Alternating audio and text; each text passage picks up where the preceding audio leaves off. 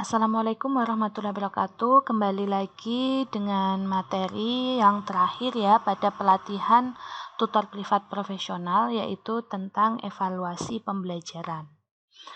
Pada kesempatan kali ini mungkin singkat saja ya, apa sih sebenarnya evaluasi? Mungkin kita awali dengan apa itu evaluasi. Ini saya ambil dari buku yang sudah saya buat ya, jadi buku saya sendiri. Evaluasi itu dapat diartikan sebagai langkah sistematis melalui pengumpulan data dan analisis untuk menghasilkan rekomendasi dalam rangka melakukan perbaikan berkelanjutan.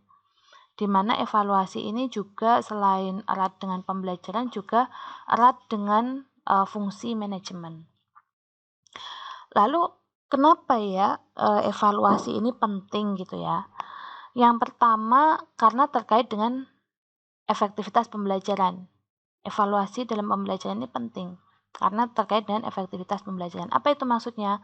Jadi terkait dengan pencapaian tujuan dari pembelajaran itu sendiri. Apakah bisa nggak ya, kalau di dalam konteks pembelajaran privat ya berarti bisa nggak ya pembelajaran ini mengisi gap belajar atau gap kompetensi dari siswa. Selanjutnya, kenapa penting? Yang kedua adalah untuk perbaikan berkelanjutan. Artinya ini lebih kepada pengajar ya. Jadi pengajar itu bisa terus meningkatkan kompetensi. Selain itu ini juga lebih ke pengelola bimbingan belajar dapat menjadi rekomendasi tindak lanjut. Apakah nanti pengajarnya perlu diganti atau mungkin perlu pelatihan bagi pengajar. Nah itu manfaat dari evaluasi pembelajaran. Kemudian ruang lingkup pembelajaran itu apa? Ini saya ambil dari buku saya juga, yaitu ada 3 ya. Jadi ruang lingkup pembelajaran itu ada input, proses, dan output. Untuk input sendiri itu bisa berupa materi. Input bisa materi. Kemudian internal siswa dan internal guru. Jadi input dari pembelajaran kan selain materi kan juga ada kemampuan siswa, kemudian kompetensi guru seperti itu. Nah, proses di sini adalah pendekatan, metode dan strategi yang digunakan guru dalam mengajar. Gimana sih, sudah sesuai atau belum? Nah, tadi inputnya bagaimana? Apakah memang jangan-jangan tidak berhasil karena gurunya tidak kompeten, gitu ya? Jangan-jangan tidak berhasil karena siswanya memang tidak punya, dari awal memang sudah tidak punya motivasi seperti itu.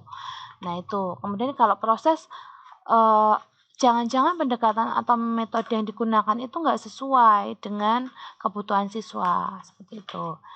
Nah yang terakhir yaitu output. Yang dievaluasi yaitu outputnya.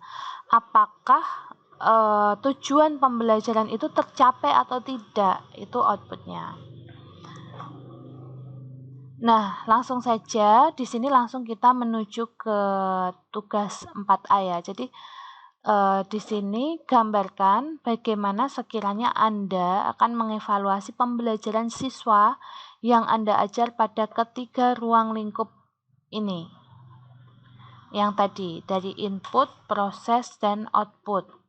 Bagaimana Anda akan mengevaluasi apakah pembelajaran ini berhasil atau tidak? Itu mohon gambarkan. Kemudian yang terakhir, silakan untuk mengisi link evaluasi pelatihan yang sudah disiapkan. Ini sekaligus memberi gambaran ya kepada para calon pengajar bagaimana sebenarnya evaluasi itu bisa dilakukan. Salah satu contoh evaluasi, silakan Anda mengisi link evaluasi tersebut. Nanti juga bagi tutor di LKS akan ada evaluasi bagi guru ya, bagi guru di LKS setiap pembelajaran, di mana itu wajib diisi oleh siswa, gitu ya. Dan guru harus memastikan bahwa siswa itu mengisi link evaluasi yang sudah disiapkan. Mungkin demikian yang dapat saya sampaikan terkait dengan evaluasi pembelajaran. Mungkin cukup singkat ya, tapi semoga bisa memberikan gambaran tentang bagaimana mengevaluasi pembelajaran. Nah, untuk di sini tidak saya ceritakan secara detail karena sudah ada contohnya juga untuk evaluasi pelatihan. Silahkan nanti semoga bermanfaat dan dipraktekkan dalam pembelajaran. Demikian, wassalamualaikum warahmatullahi wabarakatuh.